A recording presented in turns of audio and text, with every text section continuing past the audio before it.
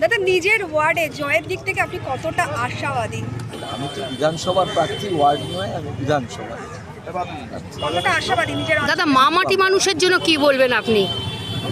মমতা ব্যানার্জি বাংলার প্রান্তিক গরিব মানুষ, মামাটি মানুষের জন্য কাজ করেছেন। সেটা স্বাস্থ্যসাথী কার্ড দেওয়া হোক, বিনা পয়সায় চাল গম দেওয়া হোক, কন্যাশ্রী দেওয়া হোক, লক্ষ্মীর ভাণ্ডার দেওয়া হোক, বার্ধক্য ভাতা দেওয়া হোক, সমস্ত ক্ষেত্রে গরিব মানুষদেরকে মমতা ব্যানার্জি তুলে আনার চেষ্টা করছে।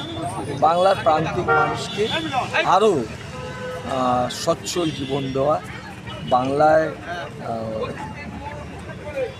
যে পারিপার্শ্বিক অবস্থা তাকে পরিবর্তন করা, বাংলার অর্থনীতিকে আরও চাঙ্গা করা, বাংলার বেকার যুবকদের সাথে কাজ করা, এটা আমাদের লক্ষ্য।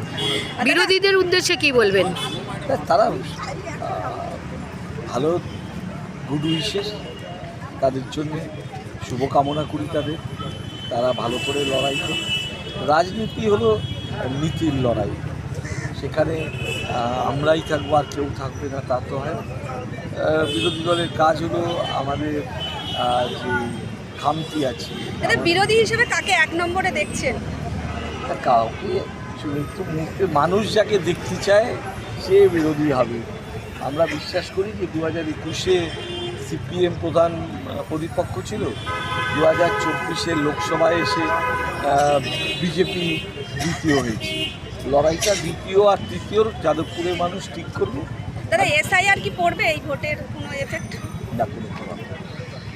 আচ্ছা দাদা, প্রথম জয় আপনি জেতার পর আপনার এখানে কি কাজ, প্রথম আপনার কি কাজ হবে? বললাম যে আমি প্রায় 10টা ভূগর্ভস্থ রিজার্ভারের কাজ চলছে, এলাকার মানুষের পরিস্থিত পানীয় জল পৌঁছে দেওয়ার জন্য। কয়েকটার কাজ সম্পূর্ণ হয়ে বিভিন্ন জায়গায় পরিস্থিত পানীয় জল পৌঁছেছে, যেটুকুনি বাকি আছে আগামী 1 বছরের মধ্যে সম্পূর্ণ হবে। এটা আমার প্রথম কাজ।